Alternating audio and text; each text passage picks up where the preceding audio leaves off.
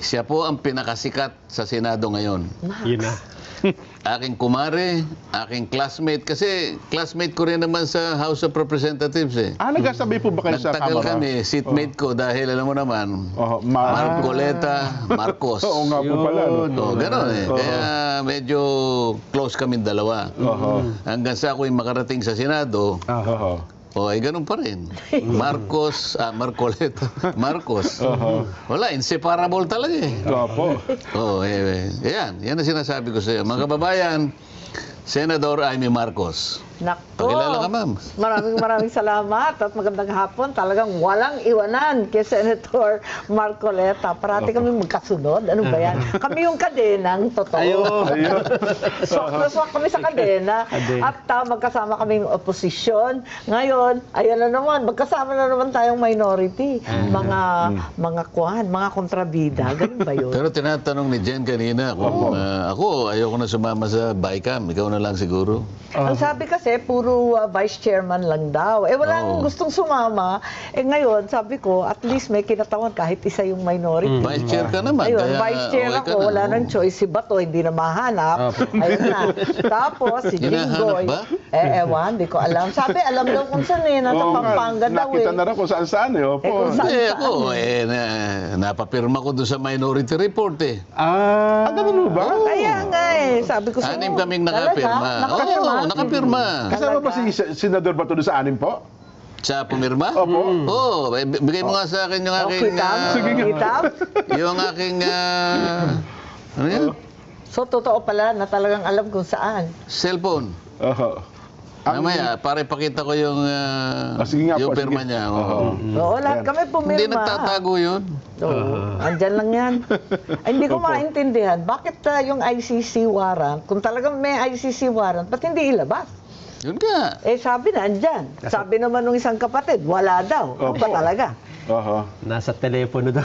Sa telepono, gano'n na Hindi, naman. pero- Pareho ng Presidente Duterte. Parang issue pinakita dyan, lang ganyan. Kinakailangan na si Sen Aimee tatayo. Alam ko tatayo siya yan. Opo. Isang araw, siguro mga Lunes o Martes. Pagka pa naglabas ng warrant of arrest ang ICC, mandatory ba na isusurrender mo na ang isang opo. mamamayang Pilipino? Wag na yung senador, kahit na hindi senador. Kahit na tindera lang sa palengke. Bakit? Ibig mo sabihin na yung ICC mas mataas pa sa legal system ng ating bansa? Yun ang dapat nating mapag-usapan din sa Hindi Senado. po pwede yun. Yung nangyari kay Presidente Duterte, hindi dapat maulit. Kasi labag talaga sa ating saligang batas. Wala nang tataas pa doon. Kahit international ek-ek pa yan. Mas mataas talaga yung ating konstitusyon at ang ating mga batas. Siyempre. Yung due process, syempre. At Pilipino yan eh. Kung Pilipino, syempre, kailangan dadalhin muna sa korteng Pilipino. Kung makakuha sila ng warrant of arrest, ayun. Pero kung wala pa, walang bisa yun. Nasa korte natin na kilalanin o di kilalanin yung mga warrant na linalabas na galing sa labas. Tama-tama, nung nakaraan, di ba, Nelson, natalakay natin, na naglabas na ng Ruling, ang Supreme ruling Court. ng Supreme Court tungkol sa bagay nito. Di po ba, Superate? Yes, ang sabi naman na wala pang issue, wala pang injured party, wala pang maski ano. Kaya dinismiss yung kay Bato. Yun ang intindi ko eh. Oho. Kasi premature eh. Wala Premature pa daw. namang, wala pa nahuli. Wala pa Question yung nahuli. yung Oo. Wala pang maipakita yung ICC. Dapat may mahuli na halimbawa, may nahuling butiki halimbawa. Para meron ng actual case. Actual Wala controversy. pang Doon kaso natin eh. matetes kung talagang kakasa ang Supreme Court. Kasi kung ako yung Chief Justice ng Supreme Court, teka muna. Bakit? Mas mataas ba yung legal system o yung ng ibang bansa, ng ibang bansa kaysa sa atin? Hindi naman ako papayag sa ganyan kasi meron tayong saligang batas, sasabihin niya. Opo. No person shall be deprived of life, liberty or property without due process of law. Bigla mong isasakay na naman sa kung anong nangyari. Sabi nga ni Sen Aimee, Uulitin ba yan? uulitin mo na naman yun. Samantalang kung tutuntunin mo mismo, yung mismo provision ng Rome Statute, kung sino man, halimbawa talagang nakapag-issue na ng warrant of arrest, Opo. makikialam pa rin yung yung judicial authority ng domestic court kasi para masino mo kung talaga yung sinabpina, yun ang taong yun. Ayun, At opo. kung halimbawa, yung kanyang karapatan ay naproteksyonan. Opo. Kaya dadalhin mo muna sa korte. Hindi mo dadalhin sa Villamor Airbase eh. Kailangan nating matingnan, matest. Opo. Kung nasusunod pa rin ang mga batas. Parang hindi na eh. Kasi sabi, bendable na daw yung batas sa Pilipinas. Doon sa bagay. ano? Papayag ba tayo doon? Ay, wag naman sana. Bendable. Oo. Depende kung sinong kaharap. Pwedeng tumambling, pwedeng matibay, pwedeng bumaliktad. Ano ba yun? Oho. Hindi po pwedeng hindi pwedeng baluktutin. Wala Hindi po. tama yun. Doon mo talagang- makikita ngayon kung papayag ang Korte Suprema. So, purbahan mong baluktutin ngayon. Oh. Mukhang sa mga nakaraan na madaming kasong naisampa sa Supreme Court, mukhang matibay at matatag ang paninindigan ng Supreme Court na dapat susundin ang itinatadhana ng saligang batas. Lalong-lalo na yung sa mga paglilipat ng pondo. Hindi po ba, Sen? Oo. Nanindigan ng Supreme Court eh. At least nakita natin ngayon na sinabi niya, ay, balik mo yan. Hindi mo dapat kinuha yan. 60 billion yata yun. 50 billion. Tsaka PhilHealth. Oo. Oo, labag din O, sa pagkatapos charter ng PhilHealth. yung PDIC. PDIC, mas PDIC. malaki yata yun. Mas malaki pa. At saka yung may iba pala mga ahensya ng gobyerno, Sen, na kinunan din, pwede daw pala nilang gamitin yung naging desisyon tungkol doon sa PhilHealth issue na para bawiin din po pala yung kanilang Oo. mga pondo. Yun din ang sinasabi ng mga GOCC at yung mga GFI Yun. na pare-pareho naman ang sitwasyon nila. May sarili Opo. silang charter, hiwalay sila. Kumbaga, korporasyon sila. Opo. Hindi sila directly under the mandate of the department. So, hindi sila pwedeng pakialaman ng basta at huhugutin na kung may ayun. pera kung saan-saan. Hindi naman po pwede yun. Pero ang sumunod na tanong ngayon, bakit sa halip na sa uli, kukunin sa GAA? Kaya nga eh, nakakapagtaka Pwede ho ba yun, Super Ate? Palagay ko, hindi po pwede yun, Oo. di ba? Isusoli yun, manggagaling sa National Treasury, Ayun, isusukli mo. Oo. Siyempre, Oo, hinugot tama. mo eh. Oo. Kaya ngayon, nangangamba rin yung Maharlika Fund. Kasi yung pera nun, wala naman tayong bagong revenue. Ika nga, walang bagong windfall. Di ba? Dapat ganun eh. Hinugot din yun sa Land Bank at DBP. May narinig akong mga bankero ang sabi, paano yun, isusoli rin ba ng Maharlika? Eh, di Oo wala nga na pera pala, yung no? Maharlika, Oo nga, nalo no? ako Oo na. nga pala, oh. Lumalaki sunog eh. Laki nga ng problema nun. Kasi kung kukunin natin at papasok sa GAA, di parang ang dating nun, na double whammy mo yung tao, Yeah. di ba? 2 beses mo kinunan eh. Oo, kasi kung... Parang ang mangyayari, kakalimutan na yon. Oo nga. Kukunin ano na lamang yung pangbayad doon sa GAA. Opo. Mali yun. Mali yun. Yun. Eh, naitanong ko Gulong-gulong nga yung nga tungkol eh. sa Maharlika na yan eh. Opo. Tinanong ko, sapagkat 2 taon na nakararaan, saan mo ininvest? Oo. Kumita Yan. na ba? Walang report eh. Oho. Ano po kasi, Ang sabi kumita daw. Pero, nung kinocompute namin, kumita doon sa interest ng pera na kinuha doon sa Land Bank sa DBP. Yun lang yun. Pero interest wala lang. pang investment Hindi po. pa interest Ito eh. kung doon niya kinita Kinocompute ko lamang, eh. kung doon niya lamang kinita, lugi pa rin. Bakit ka mo? Magkano yung sweldo nung Ng CEO mga ng opisyal, Maharlika? yes pa, lalaki na sweldo naman ngayon. Yung CEO, 2 milyon isang buwan. Oho. Isipin nyo. 24 years, 24 years. 2 Month. years na eh. 24 months na po. The 24 million na yung sweldo pa lang niya. Sweldo pa lang yan. Paano pa yung ibang mga Hindi, empleyado At doon? kung balikan natin, yung mandato ng Land Bank, hindi ba para sa farmers yun, sa agrikultura, sa pag-develop ng Development lupa? fund yun eh. Yun ang tinatanong yung ko isa eh. naman, development fund, saan ba nag-develop? Nag-develop ng malaking sweldo, aray ko po. Yun. Ay, nako. Nabanggit niyo, Super Ate, yung lumalaking sunog. Hindi ba itong 4 na priority bills ay pamatay sunog? O wala namang, parang sincero na naman doon? ko alam, hindi ko maintindihan yung mga congressman nung nag-meeting tayo sa Commission on Appointments, abalang-abala. Apo. Tanong ng tanong sa akin, seryoso ba yan? Seryoso ba yan? Abala yung mga congressman doon sa Anti-dynasty. anti-dynasty. Aha. Sabi ko, ang totoo, nakapag-hearing ako, noon chairman ako, matagal akong chairman ng electoral reform. Nag-hearing kami dyan sa anti-dynasty. Ang totoo, hindi yan ang first time na magkakaroon tayo ng anti-dynasty provision. Kung maalala ninyo, sa SK, sa Sangguniang Kabataan, Opo. meron ng provision na hindi pwedeng kamag-anak, hindi pwedeng anak, hindi pwede yung asawa or apo, at kinakailangan pamangkin, di ba, third or fourth consanguinity or affinity doon sa SK law. Pero sa kagalingan ng Pilipino, nalulusutan pa rin. Kaya nauuwi sa definition mag-re-resign yung tatay na kapitan, halimbawa, Aha. pagkatapos yung asawa ang tatakbong kapitan at yung anak ang tatakbong SK. O dinalusutan One na at a naman. time lang. Ayun, so pareho silang hindi incumbent. Lusot na naman yun.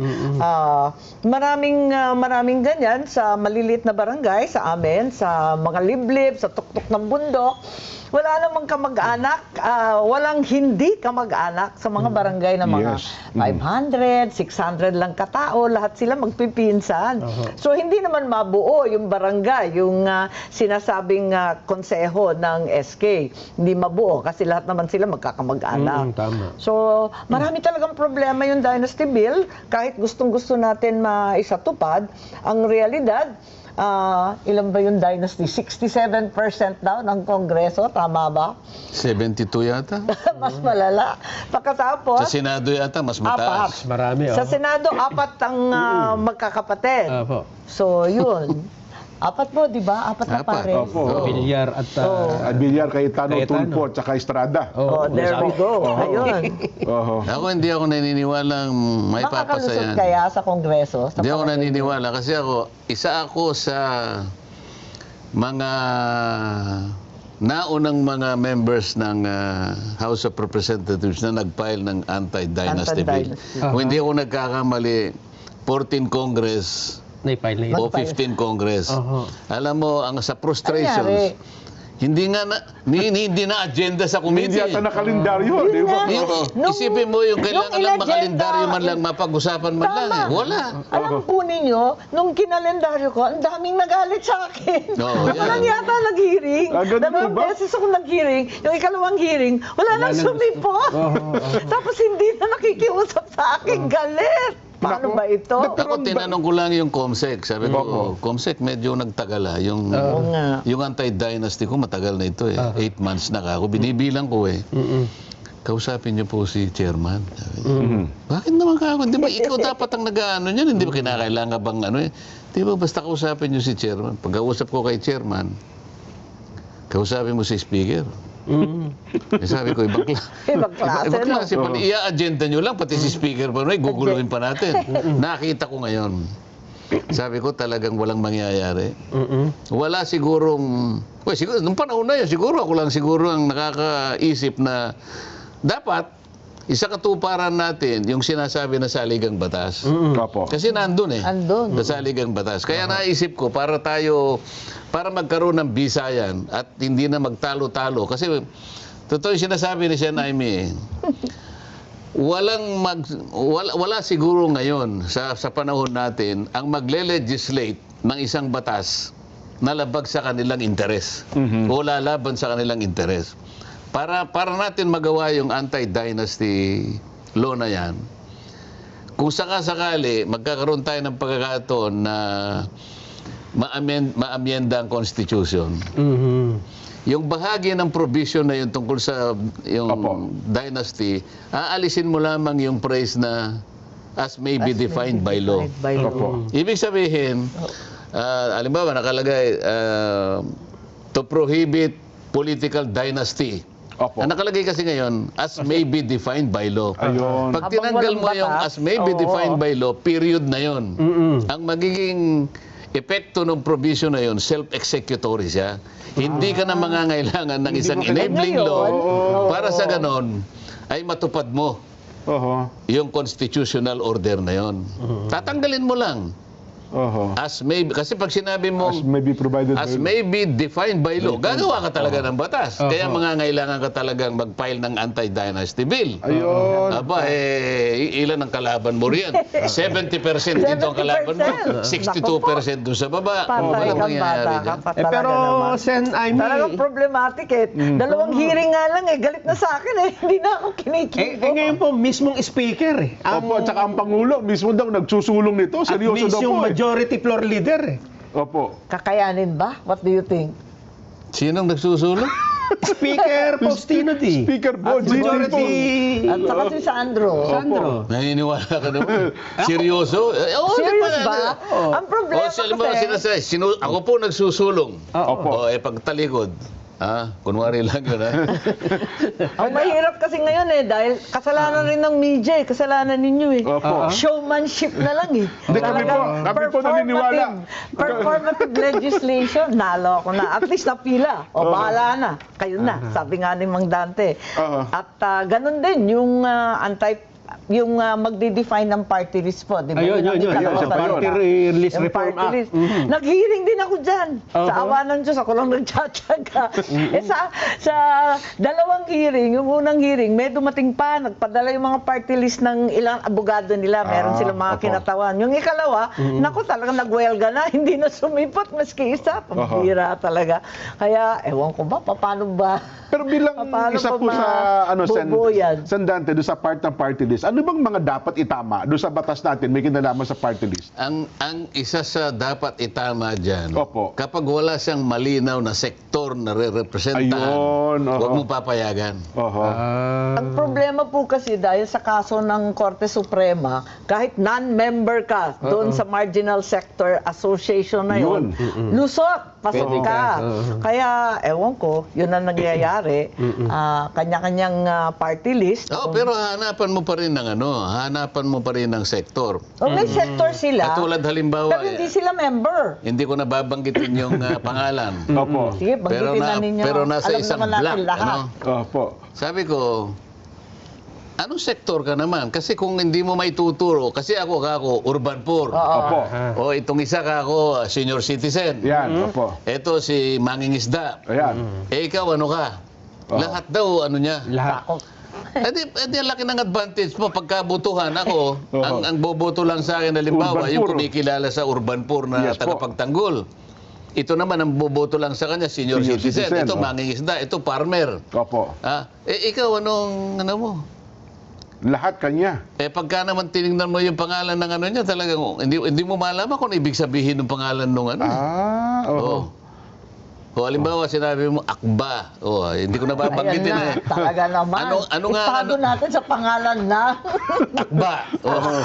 kayo talaga. Ano ba talaga ang sektor mo? Hindi, kanya lahat Sakop lang. Sakop. Pwede ba yung lahat sakop mo? Walang sinasabing ganon. Ang mismong saligang batas nagsabi, labor, kanya, urban poor. Sinasabi Marginal sectors dapat eh. marginalized nga eh. Mhm. Dalawang operative boards ang kailangan, sabi niya. Underrepresented, Yan. marginalized. Opo. Kayo, marginalized ka ba? Underrepresented ka ba? Oho. Lahat nga. Underrepresented daw po yung kontratista. Kukunti lang siguro kayo sa bilang, pero iba yung ano nyo. Marginalized daw Ang ibig ko sabihin, paano mo i-represent ang kabuuan ng sektor? Doon lang mali. Napakalawak. Mamili ka ng isa. Pero matinik na sila ngayon. Bilihan na ng sektor. Ayan, identified sa sektor. Kaso, hindi naman membro. Talagang hindi member, pero, aywan, nalakad kasi yata naman, pumayag yung Korte Suprema Yung Korte doon. Suprema naman kasi sabi niya, hindi naman kasi kinakailangang mahirap yan para siya ang kumatawan sa mahihirap. Yes po. Kasi dating mahirap yan, nag-graduate na lang sa kahirapan. Yumaman naman na niya. Nag-graduate, yumaman Di ba? naman ng Sa bagay, totoo naman di ba? Meron naman Correct. nag-graduate talaga. Pero paano mo kanyang i-represent yan kung hindi ka naman talaga, yung advocacy mo, wala naman dyan. Oho. Malayong Malayo. Halimbawa, contractor. Ayan, opo. Ang nirepresent niya, construction workers. Oho. Di namamayagpag naman daw po sa kamera yung mga yan. Di okay pa rin, makapangyarihan daw po. ang botante ata niya, kapwa niya mga mababatas. Di ba? Wala ka namang nakitang panukalang batas na nagsulong siya para sa mga construction workers eh. Bagay. Halimbawa, meron Halimbawa siyang ngayon, meron sila siyang unemployed. panukalang batas. Oho. Lahat kanya ng construction workers bigyan lahat ng mga basic tools. Tama. Ayan, Martilyo, lagare. Oho.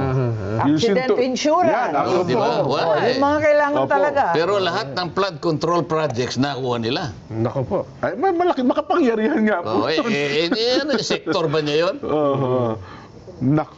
So medyo, Kabaliktaran nga eh. apat lang yung bill na binanggit. Ngayon, mukhang yung dalawa ata, hirap na yung mailusot, ano? Parehong ano.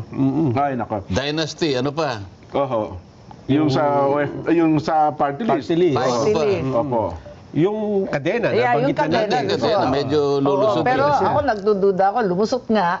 Ang kaso, ma-implement ba?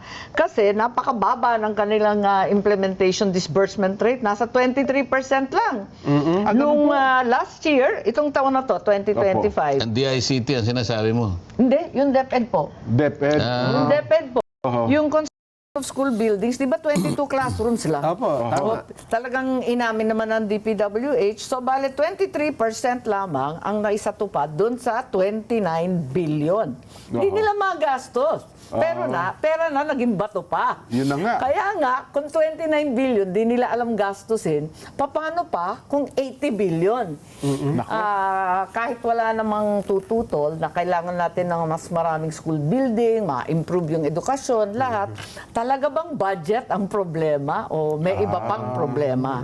Yun ang issue. Hindi nga nagagastos eh. Pero ngayon po, binigyan yung DepEd ng 1 trillion mahigit, di ba? Kaya nga, laki-laki ng budget nila eh. Kaya Malaki po nagtataka yan. na ako eh. Kasi naman sa saligang batas, Dapat ang pinakamalaki education talaga, Oho. ang mas pinakamarami Oho. ang kanyang share sa budget. Tama naman. Pero hindi ba siya nahanapan? Dapat ikaw rin ang may pinakamaraming accomplishment?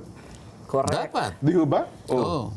Ikaw ang pinakamaraming budget, kaya dapat yung budget na yan, Oho. nagamit mo sa paraan Yan, na ikaw na-utilize pa mo rin na. ang mas maraming... Paano yung 22 classrooms? Pinakamagandang accomplishment ba yan? Ako po, ano ba yan? Nabigla pa si Secretary ata nung nire-report. 22 lang ba talaga ito? Nagulat talaga.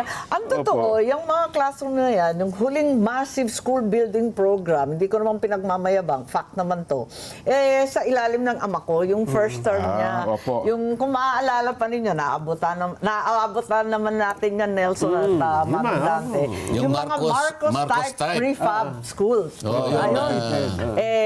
Talagang kinontsaba niya lahat ng mga steel works, no? Yung Opo. Mars Steel, Ismael Steel, kung ano-anong steel. Tapos parang Lego yan eh. Parang tupi-tupi lang yun, tapos siniship Tatayo out. kaagad. Sa loob ng 2 linggo, Meron na. mapapatayo ng mga iba't ibang eskwelahan sa community-based. So, ang unang-una, ano ba talaga ang plano para magkaroon tayo ng kadena nga? Dahil hindi ko pa rin maintindihan, ano ba yung plano? Unang-una, dapat may new technology, katulad nga nung prefab. Ngayon, mas magaling na. May mga modular, may kung Yes. ano-anong bakal, mga foam concrete, lahat built-in na, naka-formworks. Ang dami-daming technology, alin ba dyan? Pagkatapos yun, noon, ano ba talaga yung priority? Kasi sabi nila, LGU na lang bahala. Siyempre, lahat ng mayor, pipila dyan. There are many issues na parang nagugulan ako, pati yung teacher. Kasi ang Opo. sekreto ng quality education, alam naman natin, teacher. Ay, yes po. Oho. Diyan talaga umiikot ang quality education kahit saan sa mundo. Totoo. At kahit anong ganda ng school building mo, kung yung teacher mo, underpaid, underqualified, overworked, naku talaga naman. Paano tayo aahon nito? Oho. Ang isa pang last na napag-usapan natin para maubos natin yung apat, ano? Opo. Yung Independent People's Commission Act. Oy, nalito talaga ako dyan. yung Manong Dante, paano ba yun? Nung una, sabi ni Babe Singson, nung umalis siya ng ICI, bigyan daw ng ngipin at budget at Yes. sariling tauhan ang ICI. Tapos, si Secretary, hindi, Ombudsman Remulla yata nagsabi na 2 buwan na lang yan. Yeah. Kasi Ikakaso na yan, i-charge na ng ombudsman. Pagkatapos noon, nagbigay na naman ng budget ng 41 million yata, 40 or 50. Ayun, may budget na siya. Pagkatapos noon, anong next na sinabi? May batas na dapat Ito gawin. nga po, Parang, alam ba natin ang gusto natin? Bakit pa iba-iba? Saan ba tayo patungo? Yun nga rin ang gusto kong itanong sa iyo eh. Kayo talaga? Distant sister lang po ako. Kayo talaga. Kasi alam mo, dikit-dikit talaga yung Hirong-hiro problema. na eh. ako. Dikit-dikit talaga. Katulad nung binabanggit niya kanina, yung sa education. Wala ngang mababa ang sweldo ng teacher. Yes. Di ba? May pamilya din siya. Paano siya makapagtuturo ng mabuti?